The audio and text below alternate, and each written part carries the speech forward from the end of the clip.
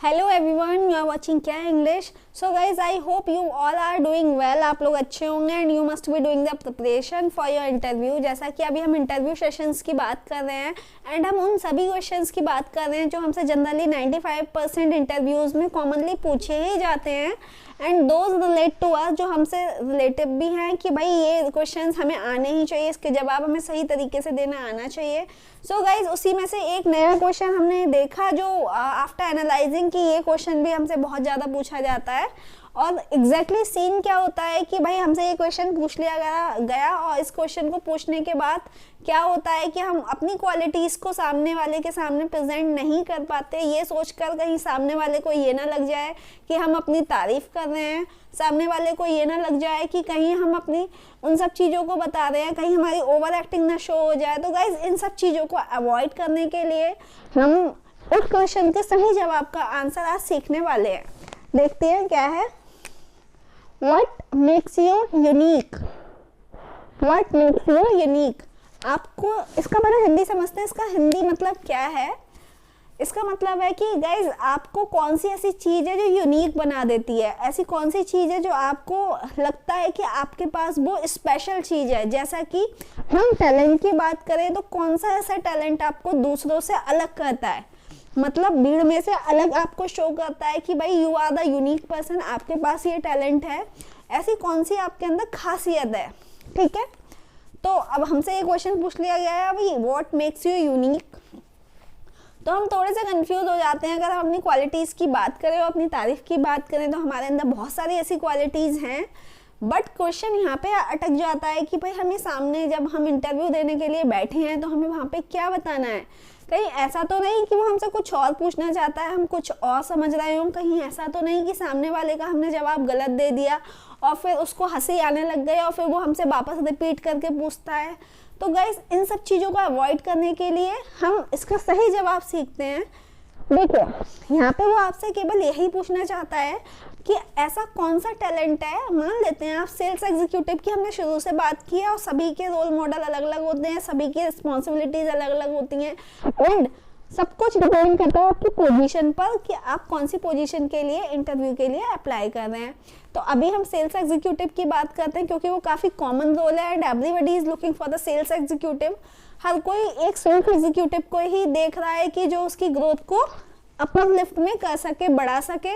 तो गाइज, अगर हम सेल्स एग्जीक्यूटिव की बात करें तो उससे पूछा गया एक क्वेश्चन कि भाई व्हाट मेक्स यू यूनिक, आपको ऐसी कौन सी चीज़ है जो यूनिक बनाती है।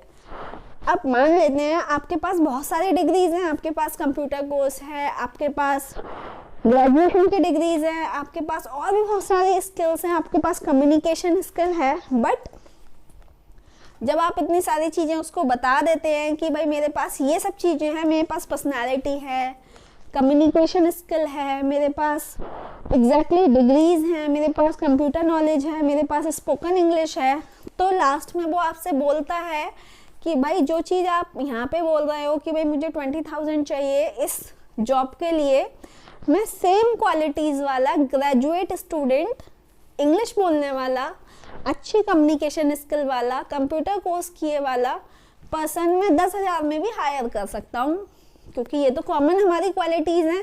अगर आप देखेंगे अपने कॉलेज में ही देखेंगे तो आपको बहुत सारे ऐसे ग्रेजुएट स्टूडेंट्स मिलेंगे जो हो सकता है उस टाइम पर खाली घूम रहे हो, उनके पास कोई भी जॉब नहीं है। तो गाइज, उन सब लोगों से हमें अपने आप को अलग करने के लिए ऐसी कौन सी क्वालिटी बतानी है जो सामने वाला एकदम देखकर इम्प्रेस हो जाए कि yes he is the right person to join this job. तो गाइज, हमारा सबसे बड़ा जो हमारा पॉजिटिव पॉइंट होता है वो होता है हमारा एक्सपीरियंस। मान लेते हैं आपको सेल्स में 2 साल का या 4 साल का एक्सपीरियंस है, तो वही आपको दूसरे से डिफरेंट बनाता है।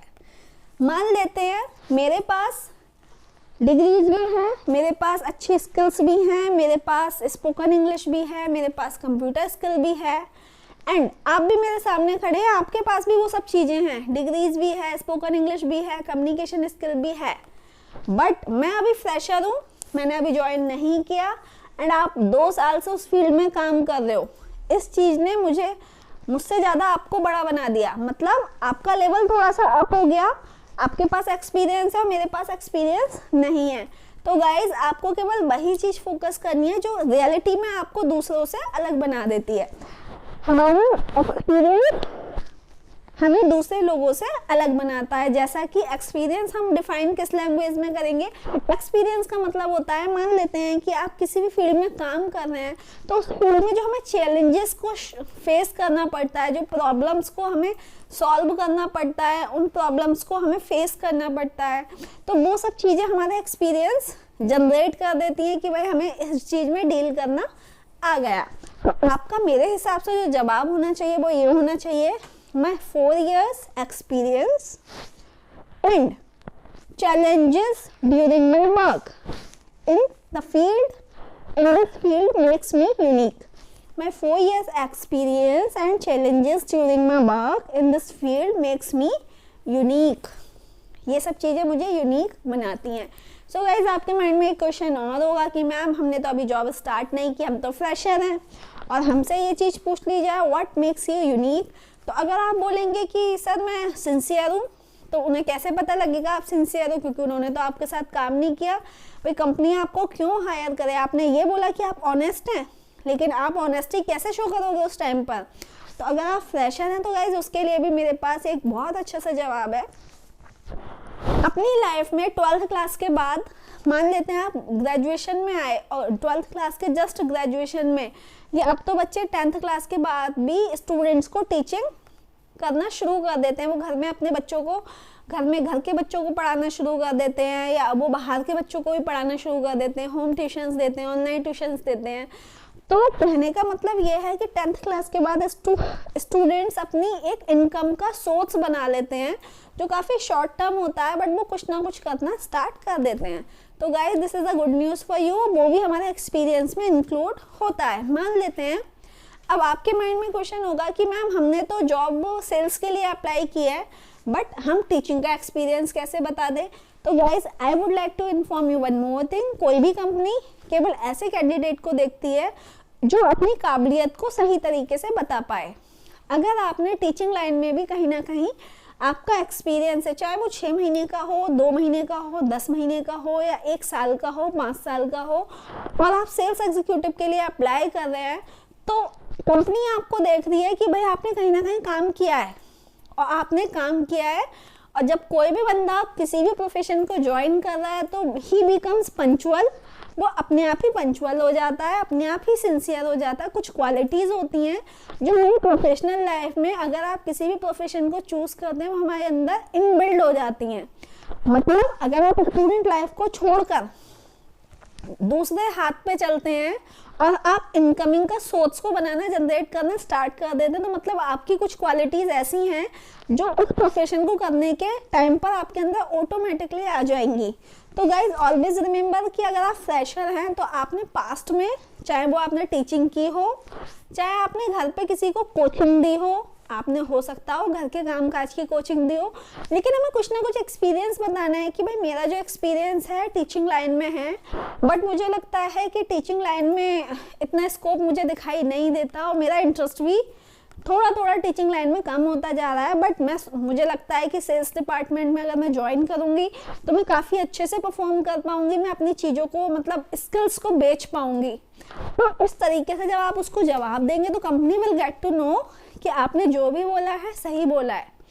तो कि आपको इसका जवाब पता लग गया। अगर आपको जानना है कि व्हाट मेक्स यू यूनिक, आपको दूसरों से क्या चीज़ अलग करती है, तो आपको बिल्कुल भी नहीं बताना है कि भाई I am beautiful, I am smart, I am talented.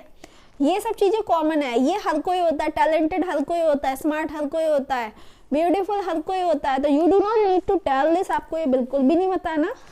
आपको केवल अपने एक्सपीरियंस की बात करनी है, क्योंकि कंपनी हमसे वही सुनना चाहती है जो उसके काम का है।